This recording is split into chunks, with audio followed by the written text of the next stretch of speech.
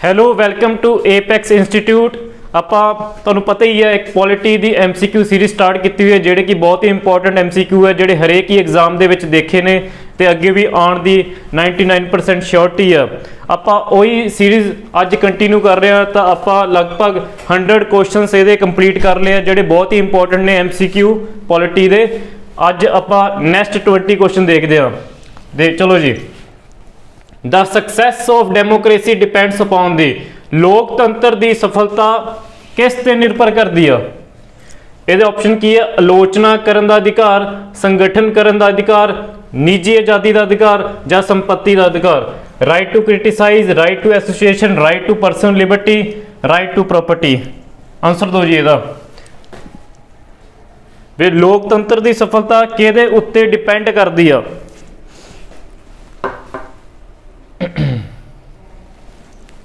देखो लोकतंत्र डेमोक्रेसी का मीनिंग की है भी जेडे उत्थे सिटीजन है उन्होंने इक्वल समझा जाए, उन्होंने इक्वल आज़ादी दी जाए, फ्रीडम दी जाए, जॉब्स करन दी, स्कूल जान दी, जो उन्होंने मन करता है करन दी।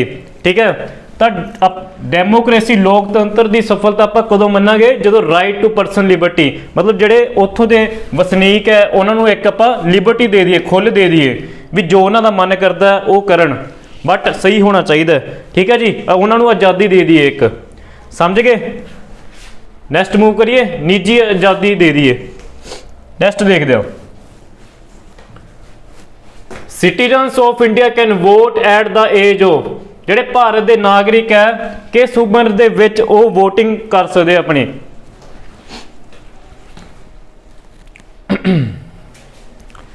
ईजी है बहुत ही।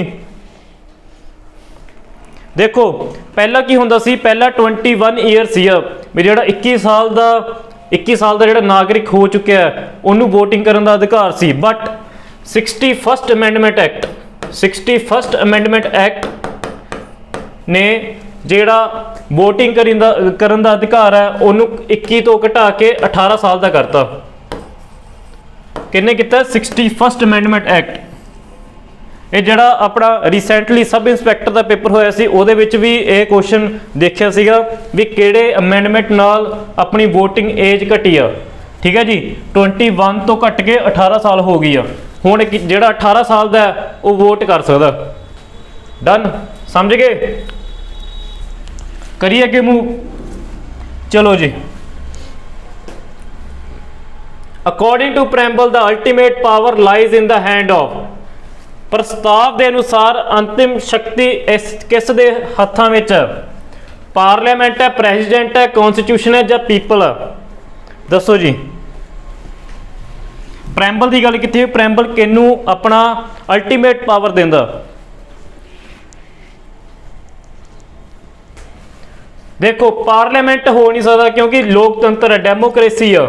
ठीक है जी, पार्लियामेंट जो हो गया तो ਜਿਹੜਾ अपना देश है सही नहीं चल सकता। ਜਿਹੜਾ प्रेजिडेंट आ वो एक एग्जीक्यूटिव बॉडी आ, ਉਹਦਾ ਕੰਮ ਕੀ है ਜਿਹੜਾ लॉ बन गया ਉਹਦੇ ਉੱਤੇ साइन करना, मोहर करनी। ठीक है, ਇਹਨੂੰ कोई अल्टीमेट पावर नहीं दी हुई, कॉन्स्टिट्यूशन ने भी नहीं किया होया। ठीक है, ਇਹਦਾ आंसर की है पीपल। देखो जो तुसी प्रैम्बल पढ़ोगे, ठीक है, ਉਹਦੇ पहले पेज से की लिखा we the people of India, मतलब भी ਜਿਹੜੇ ਆਪਾਂ ਇੱਥੋਂ ਦੇ ਰਹਿਣ वाले नागरिक सिटीजन है वो ਅਸੀਂ कॉन्स्टिट्यूशन बना रहे हैं। ठीक है जी, ता करके जी प्रैम्बल ने अल्टीमेट पावर अपने ही हत्थों में दे रखी है। ठीक है जी, लोगों के हथ में ही दे रखी है। यदा आंसर क्या आ गया पीपल, मतलब लोगों के हथ में ही दे रखी है यदि अल्टीमेट पावर प्रैम्बल ने।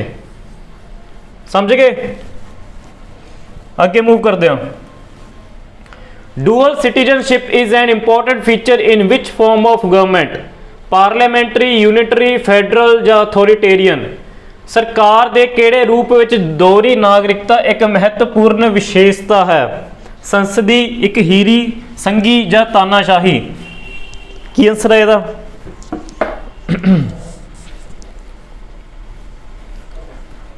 देखो डुअल सिटीजनशिप की होंदी आ, पहले मैंने कमेंट सेक्शन च लिखो भी अपने इंडिया च दो रूपी नागरिकता या सिंगल सिटीजनशिप है। डुअल सिटीजनशिप की होंदी है, फॉर एग्जांपल आ इंडिया, ठीक है जी, आ पंजाब है, आ हरियाणा है। ਹੁਣ ਜਿਹੜਾ ਬੰਦਾ ਪੰਜਾਬ 'ਚ ਰਹਿ ਰਿਹਾ, ਠੀਕ ਹੈ, ਉਹ ਪੰਜਾਬ ਸਟੇਟ ਦਾ ਵੀ ਨਾਗਰਿਕ ਹੋਏਗਾ ਐਜ਼ ਵੈਲ ਐਜ਼ ਉਹ ਇੰਡੀਆ ਦਾ ਵੀ ਨਾਗਰਿਕ ਹੋਏਗਾ। ਠੀਕ ਹੈ ਜੀ, ਇਹ ਹੋ ਗਿਆ ਡੂਅਲ ਸਿਟੀਜ਼ਨਸ਼ਿਪ। ਜੇ ਪੰਜਾਬ ਦੇ ਬੰਦੇ ਨੇ ਹਰਿਆਣੇ 'ਚ ਮੂਵ ਕਰਨਾ ਹੈ ਤਾਂ ਉਹਨੂੰ ਹਰਿਆਣੇ ਦੀ ਨਾਗਰਿਕਤਾ ਚਾਹੀਦੀ ਹੋਏਗੀ, ਸਮਝ ਗਏ। ਬਟ ਆਪਣੇ ਇੰਡੀਆ ਵਿੱਚ ਇਹੋ ਜਿਹਾ ਨਹੀਂ ਹੈ। ਇਹ ਕਿੱਥੇ ਕੰਮ ਹੈ? ਇਹ ਹੈਗੇ USA ਵਿੱਚ। USA ਦੀ ਐਗਜ਼ਾਮਪਲ ਦੇਖ ਲੈਂਦੇ ਹਾਂ। USA ਮੰਨ ਲਓ ਆ ਲਾਸ ਐਂਜਲਸ ਹੈ, LA ਜਿਹਨੂੰ ਕਹਿ ਦਿੰਦੇ ਆਪਾਂ, ਆ ਹੈਗਾ ਸ਼ਿਕਾਗੋ। ਜਿਹੜਾ ਬੰਦਾ ਲਾਸ ਐਂਜਲਸ ਵਿੱਚ ਰਹਿ ਰਿਹਾ ਉਹ ਲਾਸ ਐਂਜਲਸ ਦਾ ਵੀ ਨਾਗਰਿਕ ਹੈ ਐਜ਼ ਵੈਲ ਐਜ਼ USA ਦਾ ਵੀ ਨਾਗਰਿਕ ਹੈ। ਠੀਕ ਹੈ ਜੀ। ਜੇ LA ਵਾਲੇ ਲਾਸ ਐਂਜਲਸ ਵਾਲੇ ਬੰਦੇ ਨੇ ਸ਼ਿਕਾਗੋ ਮੂਵ ਕਰਨਾ ਹੈ ਤਾਂ ਉਹਨੂੰ ਕੀ ਹੈ, ਸ਼ਿਕਾਗੋ ਦੀ ਸਿਟੀਜ਼ਨਸ਼ਿਪ ਲੈਣੀ ਪਊਗੀ ਉੱਥੋਂ ਦੀ ਸਰਕਾਰ ਵੱਲੋਂ। ਸ਼ਿਕਾਗੋ ਸਟੇਟ ਦੀ ਸਰਕਾਰ ਵੱਲੋਂ ਉਹਨੂੰ ਸਿਟੀਜ਼ਨਸ਼ਿਪ ਲੈਣੀ ਪਊਗੀ ਸ਼ਿਕਾਗੋ ਦਾ ਵਸਨੀਕ ਬਣਨ ਲਈ। ਠੀਕ ਹੈ ਜੀ, ਇਹ ਹੁੰਦੀ ਹੈ ਡੂਅਲ ਸਿਟੀਜ਼ਨਸ਼ਿਪ।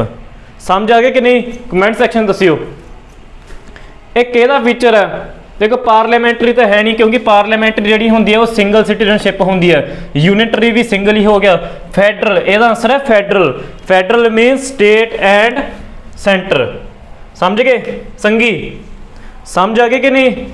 ਜਿਹੜਾ ਡੂਅਲ ਸਿਟੀਜ਼ਨਸ਼ਿਪ ਹੈ ਉਹ ਕਿਹਦਾ ਪਾਰਟ ਹੈ? ਫੈਡਰਲ ਦਾ ਪਾਰਟ ਹੈ। ਕਨਸੈਪਟ ਸਮਝ ਆ ਗਿਆ ਕਿ ਨਹੀਂ? ਇੰਡੀਆ 'ਚ ਕਿਹੜੀ ਹੈ? ਇੰਡੀਆ 'ਚ ਹੈਗੀ ਸਿੰਗਲ ਸਿਟੀਜ਼ਨਸ਼ਿਪ। ਡਨ ਕਰ ਲੋਗੇ? ਚਲੋ। Writs are issued by Supreme Court, High Court, president, Supreme Court and High Court. ਲਿਖਤਾਂ ਇਸ ਵੱਲੋਂ ਜਾਰੀ ਕੀਤੀਆਂ ਜਾਂਦੀਆਂ ਹਨ। ਕਿਹਦੇ ਵੱਲੋਂ ਜਾਰੀ ਕੀਤੀਆਂ ਜਾਂਦੀਆਂ ਹਨ? Supreme Court, High Court, president ਜਾਂ Supreme Court and High Court. ਠੀਕ ਹੈ ਜੀ, ਦੱਸੋ। ਜਿਹੜੀ ਰਿਟ ਹੈ ਉਹ ਪ੍ਰੈਜ਼ੀਡੈਂਟ ਨਹੀਂ ਇਸ਼ੂ ਕਰ ਸਕਦਾ। ਡਨ ਹੈ।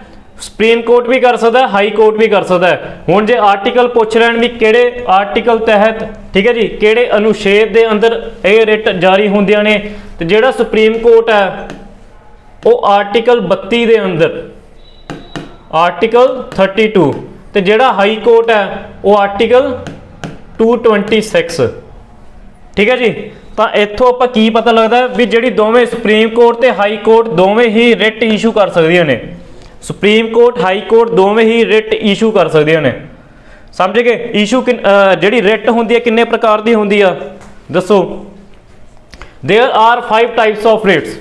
हैबियस कॉर्पस होगी, ठीक है जी, सर्चुएरी होगी, प्रोहिबिशन, कोवरेंटो, ठीक है जी, मैंडामस।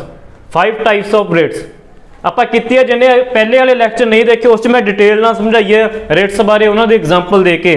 ਠੀਕ ਹੈ ਜੀ। ਉਹ ਜਿਨ੍ਹਾਂ ਨੂੰ ਦਿੱਕਤ ਹੈ ਰਿਟਸ ਵੀ ਕੀ ਹੁੰਦੀਆਂ ਨੇ ਉਹ ਆਪਣਾ ਕੀ ਆ ਪਹਿਲੇ ਵਾਲੇ ਲੈਕਚਰ ਦੇਖ ਸਕਦੇ ਆ। ਡਨ, ਅੱਗੇ ਮੂਵ ਕਰੀਏ। ਚਲੋ ਜੀ।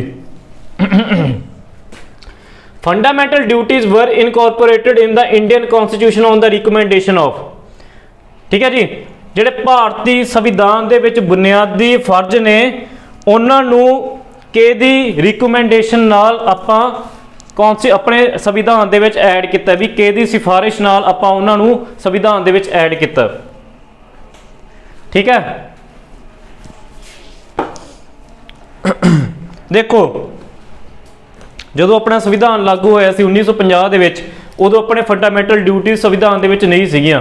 ਠੀਕ ਹੈ। ਬਾਅਦ ਚੋਂ ਜਿਹੜੇ ਆਪਣੇ ਇੰਡੀਆ ਦੇ ਨਾਗਰਿਕ ਸੀ, ਜਿਹੜੇ ਪੋਲੀਟੀਸ਼ੀਅਨ ਸੀ, ਉਹਨਾਂ ਦੀ ਜਾਗ ਖੁੱਲੀ। ਉਹ ਕਹਿੰਦੇ ਫੰਡਾਮੈਂਟਲ ਡਿਊਟੀਜ਼ ਵੀ ਹੋਣੀ ਚਾਹੀਦੀ ਹੈ, ਕੁਝ ਬੁਨਿਆਦੀ ਫਰਜ਼ ਵੀ ਹੋਣੇ ਚਾਹੀਦੇ ਆ ਆਪਣੇ ਲੋਕਾਂ ਨੂੰ। ਠੀਕ ਹੈ, ਵੀ ਲੋਕ ਜਿਹੜੇ ਬੁਨਿਆਦੀ ਫਰਜ਼ ਉਹ ਆਪਣੇ ਨਿਭਾ ਸਕਣ ਕੰਟਰੀ ਵਾਸਤੇ। ਠੀਕ ਹੈ। ਫਿਰ 1976 ਦੇ ਵਿੱਚ ਸਵਰਨ ਸਿੰਘ ਕਮੇਟੀ ਆਈ। ਸਵਰਨ ਸਿੰਘ ਕਮੇਟੀ ਆਈ। ਸਵਰਨ ਸਿੰਘ ਕਮੇਟੀ। ਸਵਰਨ ਸਿੰਘ ਕਮੇਟੀ ਕਹਿੰਦੇ ਯਾਰ ਬੁਨਿਆਦੀ ਫਰਜ਼ ਆਪਣੇ ਹੋਣੇ ਚਾਹੀਦੇ ਆ। ਠੀਕ ਹੈ। ਫਿਰ 42 ਅਮੈਂਡਮੈਂਟ ਐਕਟ 1976 ਨਾਲ ਸਵਰਨ ਸਿੰਘ ਕਮੇਟੀ ਨੇ ਆਪਣੇ ਫੰਡਾਮੈਂਟਲ ਡਿਊਟੀਜ਼ ਐਡ ਕੀਤੀਆਂ। ਡਨ ਹੈ। ਅੱਜ ਦੀ ਘੜੀ ਕਿੰਨੀ ਫੰਡਾਮੈਂਟਲ ਡਿਊਟੀਜ਼ ਨੇ? ਅੱਜ ਦੀ ਘੜੀ ਹੈਗੀ ਹੈ 11 ਫੰਡਾਮੈਂਟਲ ਡਿਊਟੀਜ਼। ਇਹ ਪੂਰਾ ਮੈਂ ਡਿਟੇਲ 'ਚ ਕਰਾ ਰੱਖਿਆ। ਇਹ ਜਸਟ ਤੁਹਾਡਾ ਕੀ ਹੈ ਪ੍ਰੈਕਟਿਸ ਟੈਸਟ, ਪੂਰਾ ਡਿਟੇਲ 'ਚ ਕਰਾ ਰੱਖਿਆ। ਪਹਿਲੇ ਵਾਲੇ ਪੋਲੀਟੀਕਲ MCQ ਦੇ ਵਿੱਚ ਵੀ ਇਹਨਾਂ ਨੂੰ ਮੈਂ ਇਹਦਾ ਆਨਸਰ ਕੀ ਆਯੂ? ਸਵਰਨ ਸਿੰਘ ਕਮੇਟੀ ਨੇ ਕਿਹਾ ਸੀਗਾ ਯਾਰ ਵੀ ਕੁਝ ਬੁਨਿਆਦੀ ਫਰਜ਼ ਵੀ ਹੋਣੇ ਚਾਹੀਦੇ ਆ, ਕੁਝ ਫੰਡਾਮੈਂਟਲ ਰਾਈਟਸ ਵੀ ਹੋਣੇ ਚਾਹੀਦੇ ਆ ਵੀ ਲੋਕਾਂ ਲਈ। ਠੀਕ ਹੈ। ਵੀ ਦੇਸ਼ ਦੇ ਪ੍ਰਤੀ ਉਹਨਾਂ ਦਾ ਵੀ ਕੁਝ ਫਰਜ਼ ਹੈ ਵੀ ਉਹ ਕੁਝ ਆਪਣੇ ਫਰਜ਼ ਨਿਭਾਉਣ। ठीक है।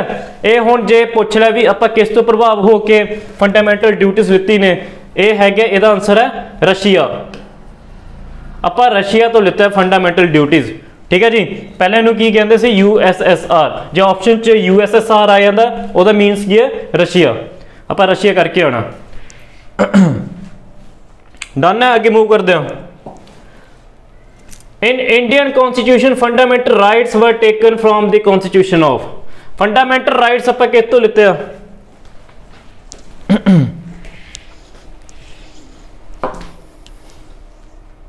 बहुत सौखा है, पहला भी मैं दस जो अपने फंडामेंटल राइट्स है वो आप लेते हैं USA तो, ठीक है जी। USA तो लेता है।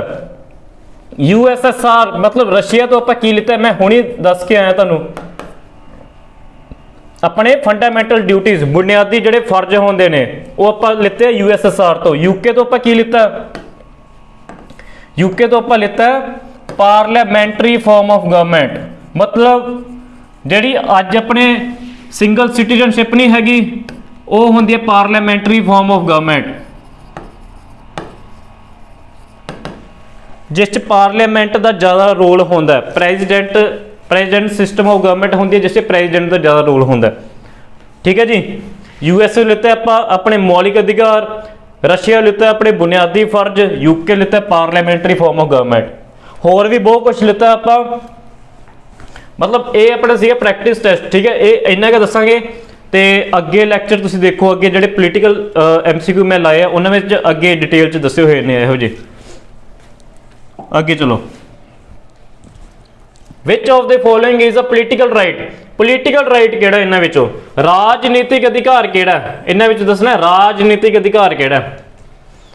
Right to work, right to education, right to freedom of expression, right to vote. दसो जी राजनीतिक अधिकार किहड़ा इन्हां चों अपना? देखो राजनीतिक अधिकार की होंदा है भी जिथे सारिਆਂ ਨੂੰ ही समानता लैके ਚੱਲਣ, समझ गए भी जिथे जेड़े उथों दे वसनीक है वो वोट भी कर सकन, उथों इलैक्ट भी हो सकन, ठीक है, अपनी पार्टी भी बना सकन। तो ये की है इन्हां विचों किहड़ा आ गया? Right to vote is a political right. बाकी जो right to work, right to education, freedom of expression, ये आ गया अपने फंडामेंटल राइट्स, ठीक है। तो अपना वोट पाने का अधिकार की है? एक राजनीतिक अधिकार है। वोट पाने का अधिकार की है? राजनीतिक अधिकार है। किहड़े उम्र तक दे बंदे, किहड़े उम्र तक दे सिटीजन वोट पा सकते हैं? वो हैगी 18 साल। पहला कराया मैं, ठीक है जी, 21 साल सी पहला, उस तो घट के किन्ने होगी 18 साल। डन, समझ आ गया? अगे मूव करते हैं। नैक्सट क्वेश्चन की है, who can impose reasonable restrictions over fundamental rights. भी इन्हां विचों किहड़ा मौलिक अधिकारां उत्ते पाबंदियां लगा सकदा है? Council of minister, parliament, people या कैबिनेट। दसो जी मौलिक अधिकारां उत्ते इन्हां विचों किहड़ी ओ संस्था पाबंदी ला सकदी है?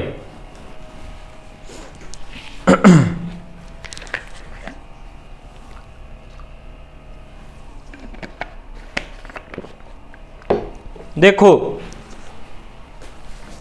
कौंसिल ऑफ मिनिस्टर नहीं ला सकती, पार्लियामेंट ला सकती है बट बाय 2/3 मेजोरिटी।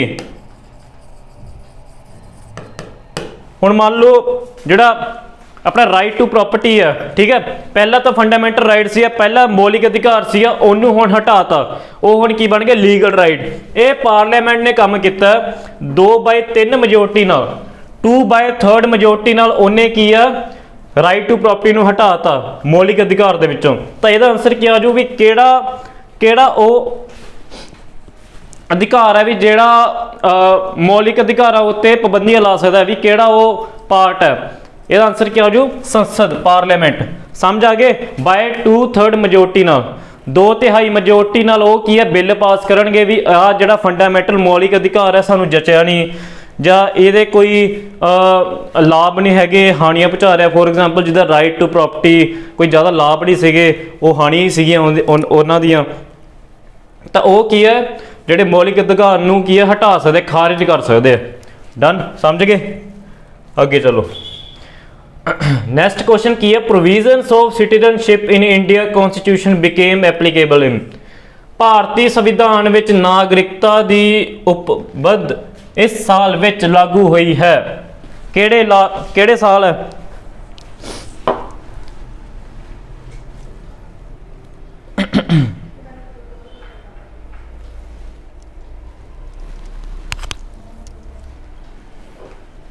देखो जी प्रोविजन है सिटीजनशिप की, ये तो बन गई सी 26 नवंबर 1949 ਨੂੰ, बट ਇੱਥੇ गल कादी हो रही है भी लागू कदों होया सीगा?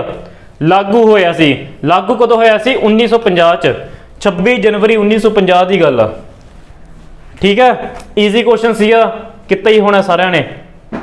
जो लागू की गल आवे तो 1950 है, जो बनया सीगा वो 26 नवंबर 1949 ਨੂੰ आ। ठीक है, चलो। In which part of the Indian constitution the fundamental duties are enshrined? Fundamental duties किहड़े पार्ट दे विच? दसो जी।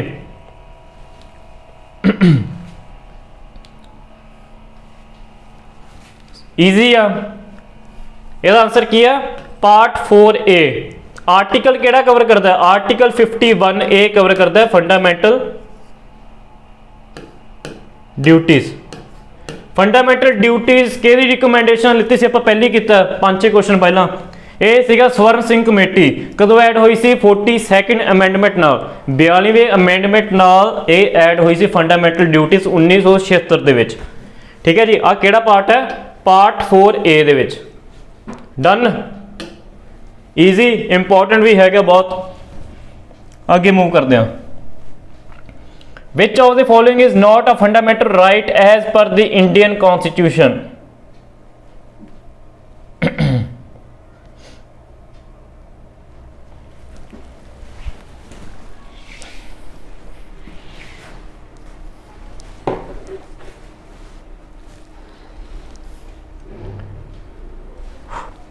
देखो आ मेरे हिसाब नाल गलत क्वेश्चन आ गए, क्योंकि सारे के सारे ही फंडामेंटल राइट्स ने।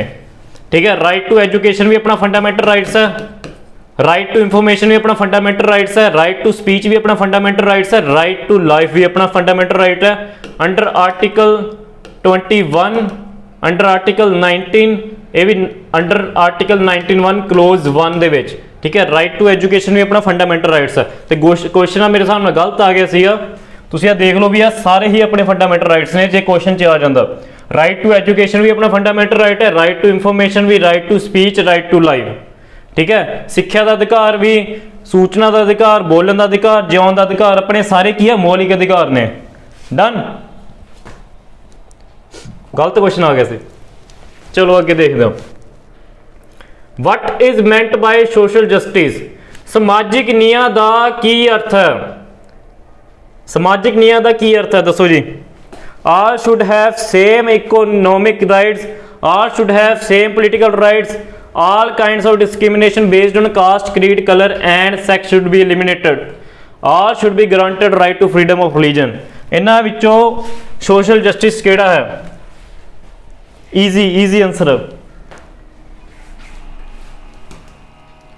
आर्थिक अधिकार इन्हां विचों किन्हां नूं है? समाजिक न्याय दा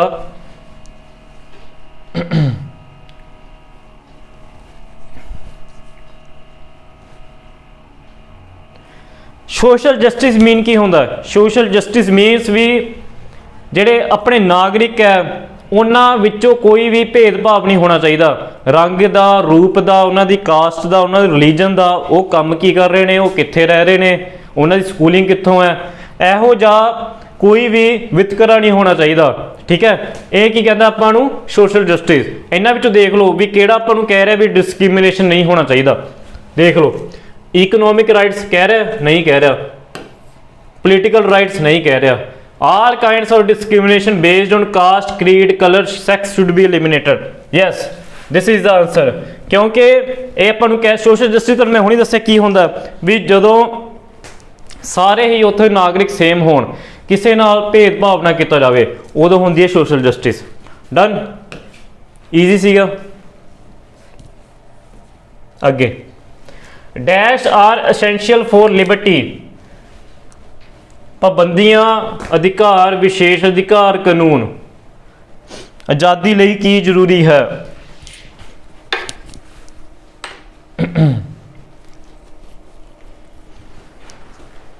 देखो एक जॉन लॉक नाम का अपना अध्यापक है, ठीक है जी, फिलोसफर है।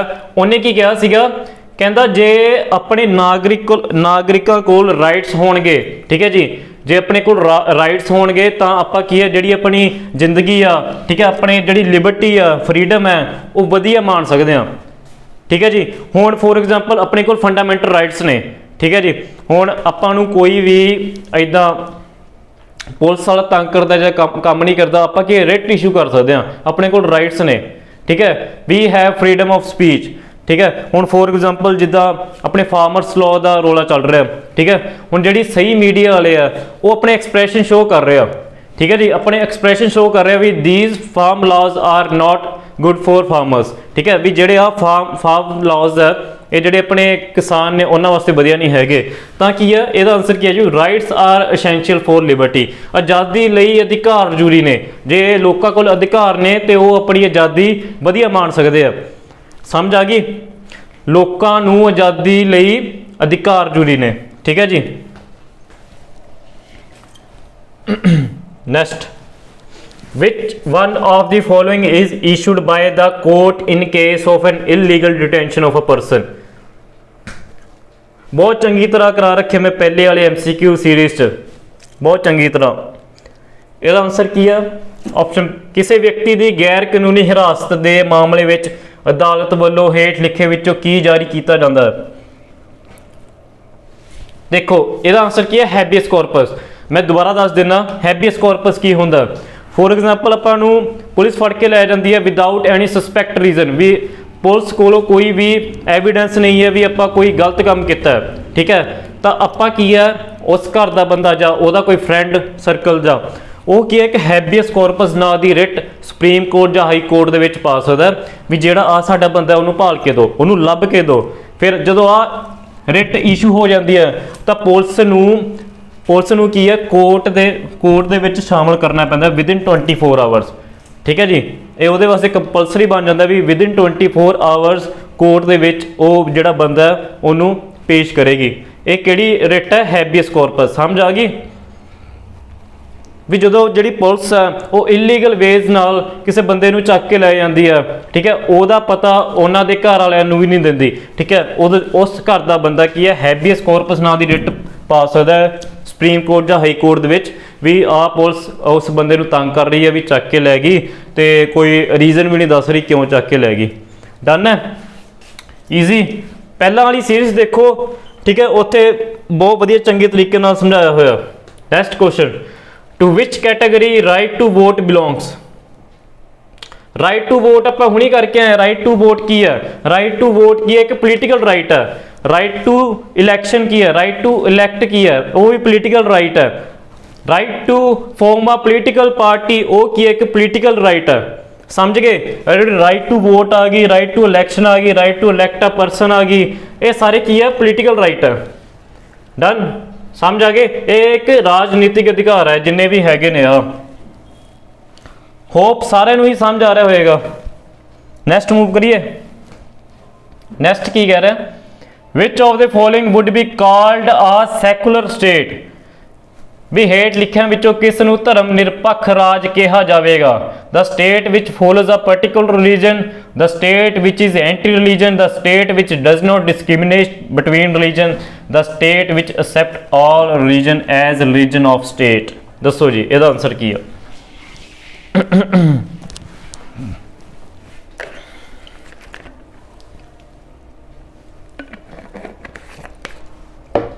देखो जदों अपना देश आज़ाद होया सीगा, पाकिस्तान ते इंडिया की वंड हुई सी, पाकिस्तान ते इंडिया का जिहड़ा संविधान है लगभग सेम है, बट एक चीज़ की डिफरेंस नाल बहुत बड़ा डिफरेंस क्रिएट हो जाता। समझ गए? वो की डिफरेंस है? हुण जिद्दां अपने इंडियन दे संविधान दे विच कहा भी सारे ही धर्म एक ने, ठीक है, उस तरह जिहड़ा पाकिस्तान का संविधान है उन्हें की कहा, उन्हें इस्लामिक नूं पहल दी है। वो की कहता है भी जे भी वो कह रहा है भी ਉਹ ਲਾ ਬਣਾ ਸਕਦੇ ਵੀ ਮੁਸਲਿਮ ਬੰਦਾ ਹੀ ਜੌਬ ਕਰ ਸਕਦਾ ਹੈ, ਮੁਸਲਿਮ ਹੀ ਦਾ ਬੱਚਾ ਸਕੂਲ ਜਾ ਸਕਦਾ ਹੈ, ਪ੍ਰਮੋਸ਼ਨ ਪਾ ਸਕਦਾ ਹੈ, ਤੇ ਉਹ ਕਹਿ ਸਕਦੇ ਆ ਵੀ ਦੂਜਾ ਰਿਲੀਜਨ ਇਹਦੇ ਵਿੱਚ ਕੋਈ ਇੰਟਰਫੇਰੈਂਸ ਨਹੀਂ ਕਰਦਾ। ਬਟ ਇੰਡੀਅਨ ਕੌਨਸਟੀਟਿਊਸ਼ਨ ਆਪਣਾ ਕੀ ਕਹਿੰਦਾ? ਇੰਡੀਅਨ ਕੌਨਸਟੀਟਿਊਸ਼ਨ ਕਹਿੰਦਾ ਵੀ ਜੇ ਹਿੰਦੂ ਸਿੱਖ ਦਾ ਬੱਚਾ ਸਕੂਲ ਜਾ ਰਿਹਾ ਤਾਂ ਮੁਸਲਿਮ ਕ੍ਰਿਸਚਨ ਦਾ ਬੱਚਾ ਵੀ ਸਕੂਲ ਜਾਏਗਾ, ਹਿੰਦੂ ਸਿੱਖ ਦਾ ਬੱਚਾ ਜੇ ਕਾਲਜ ਜਾ ਰਿਹਾ ਤਾਂ ਦੂਜੇ ਧਰਮਾਂ ਦਾ ਵੀ ਜਾਏਗਾ, ਹਿੰਦੂ ਸਿੱਖ ਜੇ ਜੌਬ ਕਰ ਰਹੇ ਨੇ, ਪ੍ਰਮੋਸ਼ਨ ਪਾ ਰਹੇ ਨੇ, ਦੂਜੇ ਧਰਮ ਨੂੰ ਵੀ ਰਾਈਟ ਹੈਗਾ। ਠੀਕ ਹੈ, ਇਹ ਹੈਗੀ ਆਪਣੇ ਇੰਡੀਅਨ ਸੰਵਿਧਾਨ ਦੀ ਖੂਬਸੂਰਤੀ। ਬਟ ਪਾਕਿਸਤਾਨ ਦਾ ਬਿਲਕੁਲ ਅਲੱਗ ਹੈ। ਠੀਕ ਹੈ, ਉਹਨੇ ਇਸਲਾਮਿਕ ਨੂੰ ਪਹਿਲ ਦਿੱਤੀ ਆ। ਸਮਝ ਗਏ? ਹੁਣ ਇੱਥੋਂ ਕੀ ਤੁਸੀਂ ਸਮਝੇ ਵੀ ਕਿਹੜਾ ਆਪਾਂ ਸੈਕੂਲਰ ਕਿਹੜਾ ਕਵਾਂਗੇ, ਵੀ ਜਿਹੜਾ ਧਰਮ ਨਿਰਪੱਖ ਕਿਹਨੂੰ ਕਵਾਂਗੇ ਆਪਾਂ ਇਹਨਾਂ ਵਿੱਚੋਂ? ਸਮਝ ਗਏ? ਇਹਦਾ ਆਨਸਰ ਕੀ ਹੈ? ਸੀ। ਵੀ ਜਿਹੜਾ ਦੂਜੇ ਰਿਲੀਜਨ ਨਾਲ ਉਹ ਨਾ ਕਰੇ, ਵਿਤਕਰਾ ਨਾ ਕਰੇ, ਭੇਦਭਾਵ ਨਾ ਕਰੇ। ਠੀਕ ਹੈ ਜੀ, ਉਹਨੂੰ ਆਪਾਂ ਕਹਿ ਦਿੰਦੇ ਹਾਂ ਸੈਕੂਲਰ ਰਿਲੀਜਨ। ਇਹਦੀ ਐਗਜ਼ਾਮਪਲ ਹੈਗੀ ਆ ਇੰਡੀਅਨ ਕੌਨਸਟੀਟਿਊਸ਼ਨ। ਠੀਕ ਹੈ, ਜਿਹੜਾ ਭੇਦਭਾਵ ਕਰਦਾ ਉਹਨੂੰ, ਉਹਦੀ ਐਗਜ਼ਾਮਪਲ ਹੈਗੀ ਆ ਪਾਕਿਸਤਾਨ ਦਾ ਸੰਵਿਧਾਨ। ਸਮਝ ਆ ਗਈ? ਈਜ਼ੀ ਸੀਗਾ। Next, right dash duties. ਸਹੀ ਭਰੋ, ਸਹੀ ਡੈਸ਼ ਫਰਜ਼। ਦੱਸੋ ਕੀ ਹੈ ਇਹਦਾ?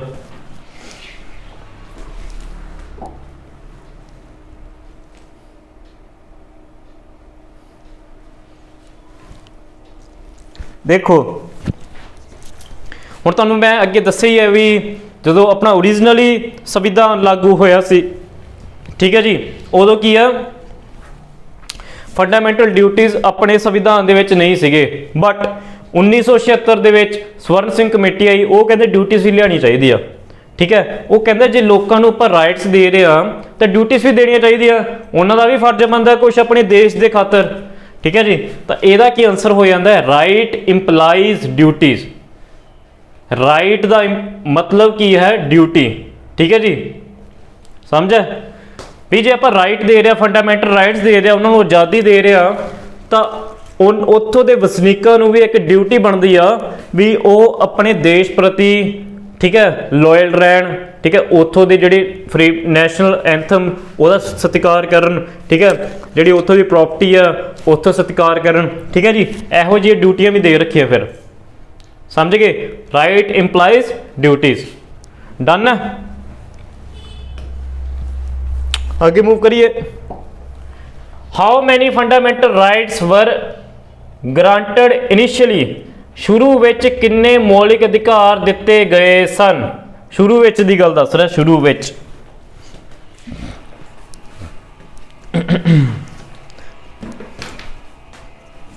ਦੇਖੋ ਜਦੋਂ ਆਪਣਾ ਦੇਸ਼ ਆਜ਼ਾਦ ਹੋਇਆ ਸੀਗਾ ਉਦੋਂ ਤਾਂ ਸੀਗੇ ਆਪਣੇ ਫੰਡਾਮੈਂਟਲ ਰਾਈਟਸ 7, ਅਤੇ 7 ਦੀ ਗੱਲ ਕਰ ਰਹੇ ਨੇ। ਸ਼ੁਰੂ ਵਿੱਚ ਜਦੋਂ ਦੇਸ਼ ਆਜ਼ਾਦ ਹੋਣ ਦੀ ਗੱਲ ਕਰ ਰਿਹਾ ਉਦੋਂ ਸੀਗੇ 7।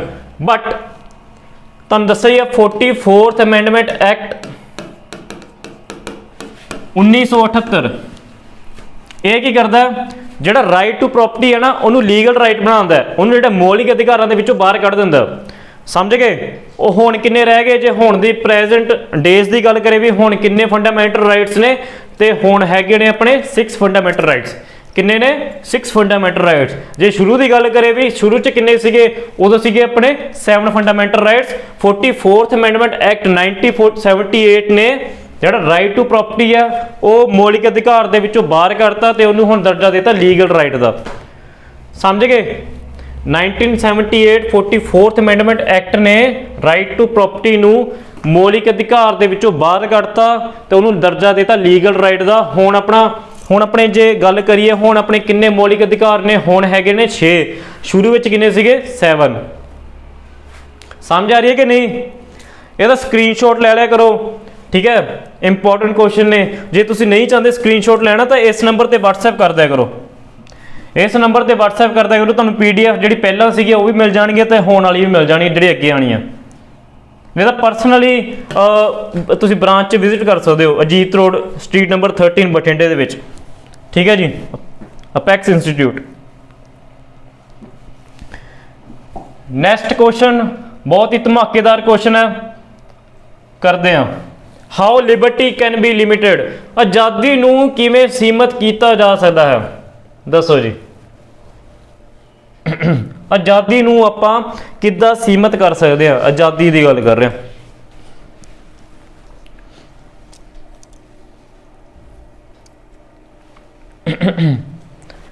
ਦੇਖੋ ਕਿੱਦਾਂ ਤੁਸੀਂ ਆਪ ਕਾਮਨ ਸੈਂਸ ਲਾਓ ਕਿੱਦਾਂ ਕਰ ਸਕਦੇ ਆ। ਹੁਣ ਫੋਰ ਐਗਜ਼ਾਮਪਲ ਆਪਾਂ ਵੀ ਬਾਹਰ ਜਾ ਸਕਦੇ, ਘੁੰਮ ਸਕਦੇ, ਆਪਣਾ ਫੰਡਾਮੈਂਟਲ ਰਾਈਟਸ ਸਾਰਿਆਂ ਨੂੰ ਪਤਾ ਹੈ, ਠੀਕ ਹੈ। ਬਟ ਜਦੋਂ ਕਰੋਨਾ ਪੀਰੀਅਡ ਸੀਗਾ, ਪਾਰਲੀਮੈਂਟ ਨੇ ਕਹਿਤਾ ਯਾਰ ਵੀ ਭਾਰਤ ਬੰਦ ਦਾ ਉਹਨੇ ਨਾਰਾ ਲਾਤਾ ਵੀ ਭਾਰਤ ਬੰਦ ਹੈ 2-2.5 ਮਹੀਨਿਆਂ ਲਈ, ਠੀਕ ਹੈ। ਉਹਨੇ ਕੀ ਹੈ ਲਾਅ ਬਣਾਤਾ ਵੀ ਭਾਰਤ ਬੰਦ ਹੈ ਤੇ ਸਾਰੇ ਅੰਦਰ ਰਹਿਣਗੇ। ਇਹ ਆਪਣੀ ਆਜ਼ਾਦੀ ਖਤਮ ਹੋਈ ਨਾ, ਵੀ ਆਪਾਂ ਬਾਹਰ ਨਹੀਂ ਜਾ ਸਕਦੇ, ਆਪਾਂ ਬਾਹਰ ਘੁੰਮ ਨਹੀਂ ਸਕਦੇ, ਸਟੱਡੀ ਲਈ ਨਹੀਂ ਜਾ ਸਕਦੇ, ਜੌਬਸ ਨਹੀਂ ਕਰ ਸਕਦੇ, ਘਰੇ ਹੀ ਬੰਦਾ ਸਾਰੇ ਕੰਮ ਕਰਦੇ ਸੀ, ਘਰੇ ਹੀ ਆਪਣੇ ਜੌਬ ਦਾ ਕੰਮ ਕਰਦੇ ਸੀ, ਇਹ ਸਾਰਾ ਹੀ ਘਰੇ ਬਹਿ ਕੇ ਕਰਨਾ ਪੈਂਦਾ ਸੀ, ਠੀਕ ਹੈ ਜੀ। ਜਿਹੜੀ ਆਪਣੀ ਦੁਨੀਆ ਉਹ ਡੱਲ ਬਣ ਗਈ ਸੀ, ਬੋਰਿੰਗ ਬਣ ਗਈ ਸੀਗੀ। ਤਾਂ ਜੇ ਇਹਦਾ ਇੱਥੇ ਕੀ ਪੁੱਛ ਰਿਹਾ ਵੀ ਆਪਾਂ ਆਜ਼ਾਦੀ ਨੂੰ ਕਿੱਦਾਂ ਸੀਮਿਤ ਕਰ ਸਕਦੇ ਹਾਂ, ਜੇ ਲਾਅ ਬਣਾਏ ਜਾਣ, ਠੀਕ ਹੈ। ਹੁਣ ਮੰਨ ਲਓ ਜੇ ਪਾਰਲੀਮੈਂਟ ਲਾਅ ਬਣਾ ਦੇ ਵੀ ਕੋਈ ਵੀ ਬੰਦਾ ਸ਼ਾਮ ਦੇ 6 ਵਜੇ ਤੋਂ ਬਾਅਦ ਬਾਹਰ ਨਹੀਂ ਨਿਕਲ ਸਕਦਾ, ਇਹ ਆਪਣੀ ਆਜ਼ਾਦੀ ਤੇ ਖਤਰਾ ਹੈ, ਠੀਕ ਹੈ ਜੀ। ਕਿਉਂਕਿ ਕਈ ਬੰਦੇ 6 ਵਜੇ ਤੋਂ ਬਾਅਦ ਹੀ ਆਪਣੇ ਕੰਮਾਂ ਕਾਰਾਂ ਤੋਂ ਵਾਪਸ ਆਉਂਦੇ ਨੇ, ਠੀਕ ਹੈ ਨਾ। ਹੁਣ ਲਾਅ ਬਣਾਉਣ ਤੇ ਕੀ ਆ, ਆਪਣੀ ਆਜ਼ਾਦੀ ਨੂੰ ਖਤਰਾ, ਸਮਝ ਗਏ ਵੀ ਆਪਣੀ ਜਿਹੜੀ ਆਜ਼ਾਦੀ ਆ ਉਹ ਘੱਟ ਜਾਂਦੀ ਹੈ ਲਾਅ ਬਣਾਉਣ ਤੇ। ਕਾਨੂੰਨ ਨਾਲ ਕੀ ਆ, ਆਪਣੀ ਆਜ਼ਾਦੀ ਜਿਹੜੀ ਘੱਟ ਜਾਂਦੀ ਹੈ, ਸਮਝ ਗਏ। How liberty can be limited, answer ਕੀ ਦੋਗੇ, ਕਾਨੂੰਨ ਨਾਲ, by law we can limit ਦੀ ਆਜ਼ਾਦੀ। ਪਾਰਲੀਮੈਂਟ ਲਾਅ ਬਣਾ ਸਕਦੀ ਹੈ ਵੀ ਸ਼ਾਮ ਦੇ 6 ਵਜੇ ਜਾਂ 5 ਵਜੇ ਸ਼ਾਮ ਦੇ ਬਾਹਰ ਨਹੀਂ ਨਿਕਲਣਾ, ਕੋਈ ਵੀ ਲਾਅ ਬਣਾ ਸਕਦੀ ਆ, ਠੀਕ ਹੈ ਜੀ। ਉਹ ਕੀ ਹੋ ਗਿਆ, ਬਾਏ ਲਾਅ ਆਪਾਂ ਕੀ ਲਿਬਰਟੀ ਨੂੰ ਸੀਮਤ ਕਰ ਸਕਦੇ ਹਾਂ। ਕਿਵੇਂ ਲੱਗ ਰਿਹਾ ਕੁਐਸਚਨ, ਸਾਰੇ ਆਪਣੇ ਸ਼ੇਅਰ ਕਰੋ ਕਮੈਂਟ ਸੈਕਸ਼ਨ ਚ ਵਿੱਚ, ਠੀਕ ਹੈ। ਸ਼ੇਅਰ ਕਰਦਿਆ ਕਰੋ, ਲਾਈਕ ਵੀ ਕਰਦਿਆ ਕਰੋ, ਕਿਉਂਕਿ ਆਪਣਾ ਪ੍ਰੋਜੈਕਟ ਥੋੜਾ ਵੱਡਾ ਵੀ, ਹਿਸਟਰੀ, ਜਿਓਗ੍ਰਾਫੀ, ਇਕਨੋਮਿਕਸ ਸਾਰੇ ਹੀ ਇਦਾਂ MCQ ਲੈ ਕੇ ਆਵਾਂਗੇ। ਬਟ ਤੁਹਾਡੇ ਵਿੱਚ ਉਹ ਪੋਟੈਂਸ਼ੀਅਲ ਚਾਹੀਦਾ ਵੀ ਤੁਸੀਂ ਇਹਨਾਂ ਨੂੰ ਸੋਲਵ ਕਰੋ, ਠੀਕ ਹੈ। ਜੇ ਇਹਨਾਂ ਨੂੰ ਸੋਲਵ ਕਰੋਗੇ, ਡੇਲੀ ਬੇਸਿਸ ਤੇ ਆਪਣੇ ਆਨਸਰ ਭੇਜੋਗੇ, ਤਾਂ ਮੈਂ 95% ਗਰੰਟੀ ਲੈ ਸਕਦਾ ਵੀ ਤੁਸੀਂ ਕੋਈ ਵੀ ਐਗਜ਼ਾਮ ਦੇ ਵਿੱਚ ਬਹਿ ਜਾਓ, ਤੁਹਾਡਾ ਉਹ ਐਗਜ਼ਾਮ ਕਲੀਅਰ ਹੈ, ਟਾਪੇ ਹੋਗੇ ਉੱਥੋਂ, ਠੀਕ ਹੈ ਜੀ। ਐਗਜ਼ਾਮ ਤੁਹਾਡਾ ਬਿਲਕੁਲ ਹੀ ਕਲੀਅਰ ਹੈ, ਕਿਉਂਕਿ ਇਹ ਪ੍ਰੀਵੀਅਸ ਈਅਰ ਕੁਐਸਚਨ ਨੇ ਤੇ ਆਈ ਐਗਜ਼ਾਮ ਰਿਪੀਟ ਹੁੰਦੇ ਨੇ। ਜਿਹੜਾ ਐਗਜ਼ਾਮੀਨਰ ਹੈ ਉਹਦੇ ਕੋਲ ਇੰਨਾ ਟਾਈਮ ਨਹੀਂ ਹੁੰਦਾ ਵੀ ਨਵੇਂ ਕੁਐਸਚਨ ਕਿੱਥੋਂ ਬਣਾ ਲੂਗਾ, ਤਾਂ ਉਹੀ ਆਹ ਕੁਐਸਚਨ ਹੀ ਚੱਕ ਕੇ ਨਵੇਂ ਐਗਜ਼ਾਮ ਦੇ ਵਿੱਚ ਪਾ ਦਿੰਦਾ, ਠੀਕ ਹੈ ਜੀ। ਸਮਝ ਆ ਗਈ? ਕੋਈ ਡਾਊਟ ਹੋਵੇ ਤਾਂ ਆਪਣਾ ਕਮੈਂਟ ਸੈਕਸ਼ਨ ਦੇ ਵਿੱਚ ਲਿਖ ਲਿਆ ਕਰੋ, ਜਾਂ ਫਿਰ ਪਰਸਨਲੀ ਜੇ ਬਠਿੰਡੇ ਦੇ ਰਹਿਣ ਵਾਲੇ ਹੋ ਤਾਂ ਪਰਸਨਲੀ ਮੈਨੂੰ ਮਿਲ ਸਕਦੇ ਹੋ, ਠੀਕ ਹੈ ਜੀ। ਖਤਮ ਕਰੀਏ ਅੱਜ, ਥੈਂਕ ਯੂ, ਓਕੇ।